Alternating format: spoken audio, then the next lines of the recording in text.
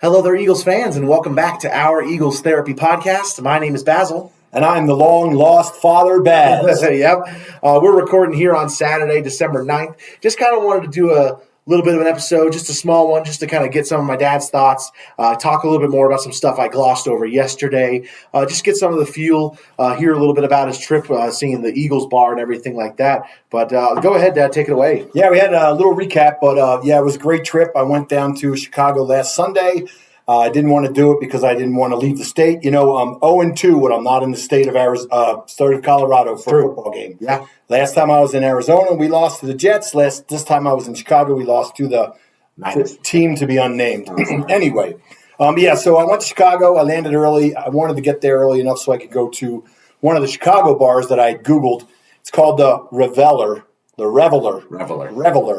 3403 North Damon Avenue. Had a blast there. I got to meet some people. I got to hand out a couple podcast cards, which was fun. But a little shout out to Alana, who gracefully let me sit at the table. She saw this old man limping, and there was no seats. When I got to the very front desk, the bouncer, if you will, he saw me and he goes, "Oh man, no seats, buddy." And I'm like, "Dude, I just landed an hour ago." He's like, here, let me tell you, just go down here, go to the left, go in the back. There's usually a few seats in the back. So I walk in the room, and I had full intentions to just say, "Hey, guys, I just got here. I'm from Colorado. I need a seat. I can't stand. I need a seat." And I saw Alana sitting there. She had her own table. I walked over, and she said, "Hey, yeah, you can sit here." So I got a friend coming. So sat with them the whole game. I had a great time. Her buddy came in, Daniel, I believe his name was, and we had a great time. But it was great because it was 100% Eagles fans. Yeah. Tommy didn't bring his Cowboys fan. Good. Billy didn't bring his 49ers fan. There was not 2 or 3 40. There was all 100% Eagle fans. Good. It was the way it's supposed to be at one of these Eagle bars or whatever. It was amazing. It was kind of like we walked into that Niners bar in Arizona, and we were like 4 or 5 people on their own. But yeah, it was great. Nobody brought their buddy who was wearing a shirt from the other team. It was 100% Eagles fans. Great place to go. They had a really good beer there, too, which I enjoyed. But if you ever get a chance, anybody out there lives in the Chicago area, go check it out. I'm sure you've heard about it. If not, I don't know what you did because I'm from out of state, and I found it the first time I was there. So, yeah, it's called the Reveler, and it's all one word.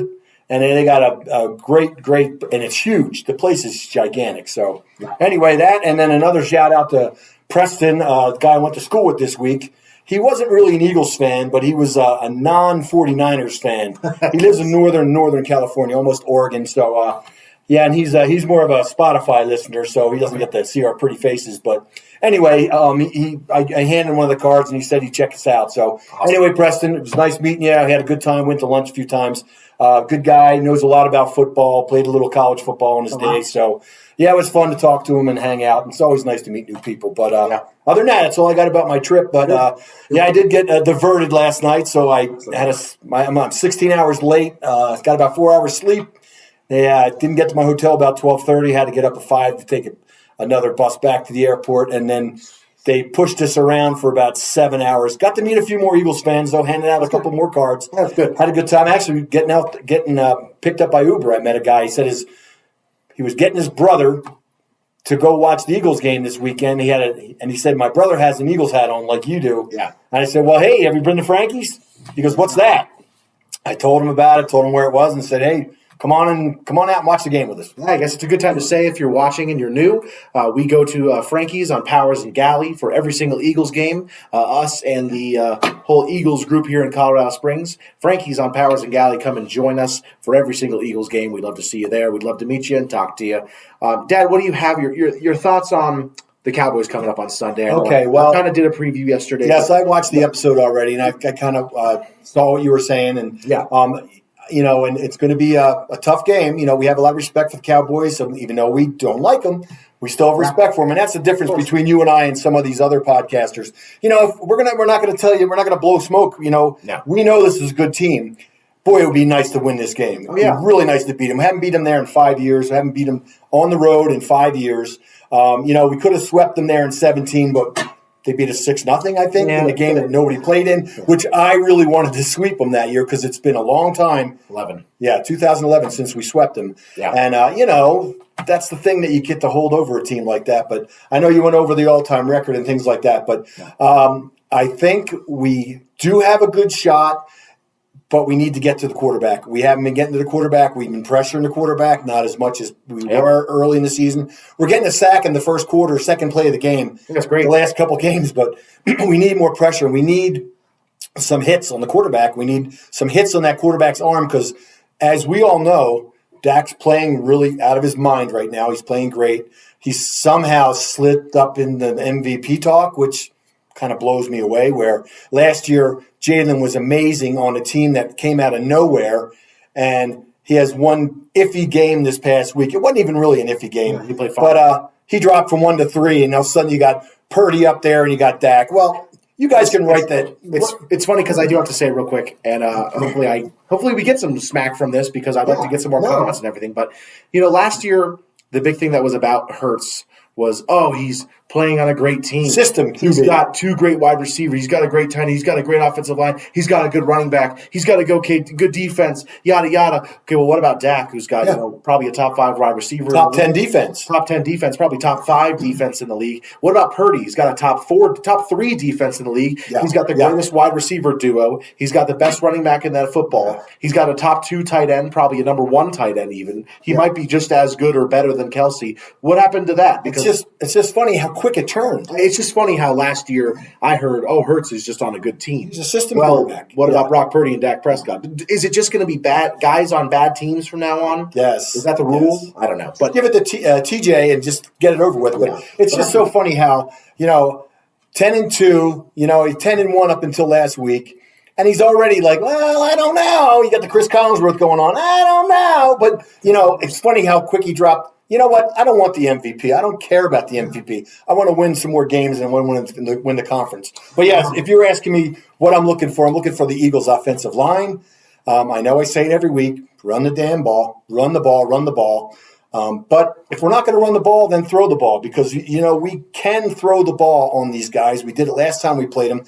No one remembers we were up 28-17 entering the fourth quarter and pretty much turned the game in our favor. And all we needed was a drive or 2 in that game, and it would have been a 28-20 game, 28-24 game. We didn't drive the ball on the fourth quarter. It was 8 yards or something like that in the fourth quarter against Dallas. I think it was 3 yards, but that doesn't matter. But that's what I remember hearing. And when I heard that a few days later on somebody else's podcast, I had to look it up. I'm like, we only got 3 yards. I mean, do the push 3 times and just run 3 minutes off the clock, for goodness sakes. Yeah, it was bad. I mean, they need to figure that out. But I don't want to go back into that. We won that game, and that game's history in the history book. So what player are you looking for? The player I'm looking for is Swift. I got him written down right here. Player to watch, Swift. If we can't run the ball, then throw him the ball. Yeah. Quit throwing the wide receiver screen to Julio Jones. It's ridiculous. And bring out Gainwell. He used to be a really good out of the backfield back for us in the last year. And that's all disappeared. But I really just want to see a little more of an inventive offense, a little more, not trick plays, but, ran it this way, threw it that way. Oh, my gosh, look who's wide open. Like, let's get inventive. Let's use the players we have, and let's throw the ball a little bit quicker. We see these other teams that, snap, boom, boom, throw. Well, let's do that a few times. Yeah. But yeah, I'm hoping we can run the ball because we abandoned the run the last few weeks, and then of course in the Kansas City game, it took Swift a while, but he busted off a 45-yarder or something. Yep, 38-yarder, and then he had another one in the Bills game, where he busted one off, and Gainwell had a 26er in that game. Just don't abandon the run and don't become one dimensional because that's really the big thing that hurts the Eagles when they get into that. And then what were we doing a lot? Yeah, last week was he's dropping back. Of course, early in the game, and I didn't get to talk about it, but early in the game he had 10 minutes to throw the ball. Now that means they weren't rushing as many and they were playing deep, playing DBs in the back, and the backer linebackers are dropping back. But still, I know he can't run yet. And that's the one dimension that I think come playoff time, some of these teams that are getting a little too big for their britches forgot all of a sudden that Jalen can run. I think he's just biding his time. I really do. I really believe it. We've been winning without him running the ball. Let's get that knee up to spec. Let's get that extra week when we win the conference, and then we can run the run option like we were. Yeah, like we're used to. Something that I didn't talk about last night, I kind of wanted to save it for today. We obviously signed Shaq Leonard. Everyone already knows. This is a breaking. Is he number 50? No, it's number 53. For those of you who say they don't care, okay. I don't care that you don't care because I care. I'm super glad that he's 53. I'm glad he moved, but it's nice to know the number. I'm always asking you during the game, who's that? Who's that? I won't forget 53 now. Yeah. So it's a little cool that we got. What are your thoughts on this guy? Well, I mean, he's on the street for a reason. We've been saying that all season. That's why Roby. That's why some of these other guys we've picked up. Zach, Morrow. Guys we've picked up in this season. There's a reason they're out there, but it doesn't mean they can't still play. And it doesn't mean they can't contribute. And you know what? Shaq is what? A 3-time All-Pro? 4-time All-Pro, 3-time first team, 1-time second All-Pro. Okay, so this is a guy that played top of the line. I don't know if he was the first team. It doesn't matter. 3 times first team. If you're a top 2 linebacker in the league, you know something. Yeah. You may not be able to do it. He might be hurt. He might be injured. His back might be still giving him troubles. But you know what? He's a leader, and we need a leader. And we need a guy to kind of coach these other guys up. Be it Ben Sumerin, be it Morrow, be it Zach Cunningham, who's back, and hopefully that helps. I hear Roby's back, too, this week. I mean, I know that I saw the last report. But so hopefully we can get that settled. But, we've been playing with house money for a while here the last few weeks. Last half of the season, really, with some of the players we're grabbing. When you pull somebody in from another team, sometimes it's a spark. Let's hope that's the case. Yeah. Sometimes, in the case of, say, Young, who's playing for the Niners, maybe it isn't a spark because he's been okay, but, he didn't come in as a world beater like some were thinking he would be. Yeah. But, I digress on that part. Yeah. So in 60 career games, I have here just some of his stats. I'm sorry, not 60. In 70 career games, Shaq has 12 interceptions, 1 interception for a touchdown, returned it for 80 yards. It's pretty cool. 17 forced fumbles, 3 fumble recoveries. He's also got 15 sacks and a total of 614 tackles combined, 32 tackle for loss, and 20 quarterback hits. Okay. And how old is he? He's only played 6 seasons. So he's 28 or something? In his 6th season right now. He's 28 years old. So I have to say this. A lot of people were saying, no, he's not playing as well as normal. And I understand that. I get that. That's true. But this season, he's played 9 games. He had 65 total tackles. He's averaging more than 7 tackles per game. I don't need him to be an all-pro. Right. I don't need him to even be a Pro Bowler. I just need him to be better than what we had. Exactly. And I can't imagine that's going to be very hard because when we were having Morrow out there and Cunningham was out and it was Morrow and Ellis, the middle of the field was getting destroyed. And it made sense because it was by a tight end and a running back who are top 2, top 1 in the league. So, I don't need all-pro. I don't need Pro Bowl. I need a guy better than what we had. A guy that can coach up some of the young guys. And exactly. No, people are, a lot of Eagles fans were saying this is a bad move. Like, what's the point? He's not good anymore. Well, it's all upside. There's no downside. We already don't have good linebackers playing. Yeah. If he's bad, we already had that. And how much are we paying him? No, I don't know. It's going to be a pittance. I think it was Rude that said we're playing with house money. Yeah, but if he's better, then good. But if he's worse, who cares? It was already bad. Right. It wasn't getting any better. It's not going to get any better, But here's the biggest thing. Not only is he now a better body, if he's not that good, he still has the IQ of an all-pro linebacker. Right. And that means a lot for a guy like Van Sumer and a guy like Nakobe Dean who are young and who are still learning the ways, and he can be a mentor to them. I believe that's a big deal. Answer me this. If you got an all-pro guard, for instance, who's played in the league for 5 years, and he blew his knee out, he still could be a good asset on your team. Yeah. Maybe not in the game, but as an on-the-field coach, as a player that you can help maybe hide some of his limitations if he has any. But from what I heard, Shaq's had a back issue at least. But then again, he was playing on a crap team, the Colts, right? Who maybe they won a few games here and there, but they don't have the defensive presence that we have. Defensive line, the defensive ends, they got a couple good players over there, but it's not the same situation. So he can kind of play. What's the word they use? He can just kind of play, shirt off, if you will. Just he can go nuts. Yeah, it's true. Just go crazy. Just go play. Go do what you can do. Yeah. And I think a lot of people, they underestimate that mentor role that he can be for Nakobe Dean and Sumer. And like we said, that's like back in the day, 18, 19, 2017, Peters was towards the end of his career, Jason Peters. Do you think he wasn't helping out Lane Johnson? You know what I mean? Yeah, Jordan. Think about how big of a mentor he was for Lane Johnson. And think about 19 and 20. When he was still on the team, he was hurt. He wasn't playing that great. Right. And he was a mentor for Jordan Mailata. It's a big deal having these guys, even if they're not as good as they were. Yeah. Having Jason Peters as a mentor to Jordan Mailata and Lane Johnson, that's what am I trying to say? That's priceless. One of the other things I'd heard is one of the reasons that he picked the Eagles over the star team was that his relationship with Sirianni, which also broadens Sirianni's relationship with other players on his team who go, wow, look at this guy this guy's an all-pro, former all-pro, and he may be all-pro again if we can get him back up to speed. And he just saw our team get destroyed. Yeah. He just saw our team get emasculated. Yeah. He is like, you know what, I'm going there. Just based on his relationship with Sirianni. Exactly. It shows you how awesome Sirianni is for us Eagles fans who love him. And it also, especially for Sirianni being an offensive side of the ball coach. Right. He was an offensive coordinator back in. Well, we all know how defensive coaches do in this league. Yeah. They don't do that well.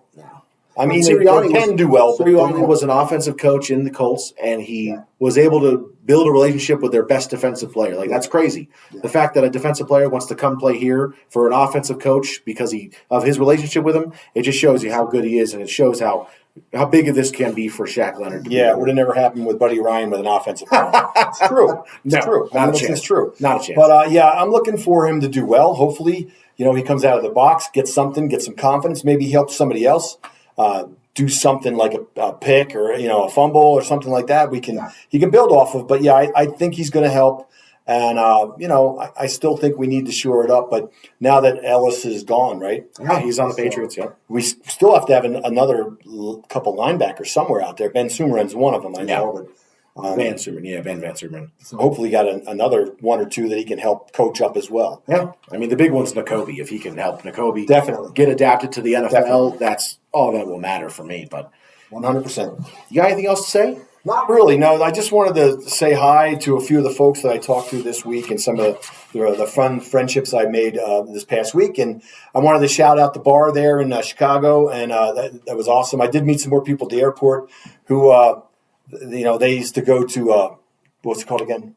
On the Boulevard. Oh, on the Boulevard here. Go on the Boulevard, and I told him, hey, man, we're still Frankie's, so come on down. Yeah, he had said he'd been there before. Maybe he'll show up tomorrow or maybe sometime during the season. And then the other guy I met at the airport. But, I'm glad to be back. Get to go take my dog for a walk and get to go sit in my chair here. It's been a while, so looking forward to it. But, I'm glad we did this real quick little thing here and threw it together and got to say some things before tomorrow's big win. Yeah. Awesome. Happy you're back, dude. But we'll go ahead and say our goodbyes. I don't need to do the whole plug with the Facebook, Twitter, and stuff like that. But from us here at our Eagles Therapy Podcast, my name is Basil. And I'm Baz. Go Birds. And fly, Eagles, fly.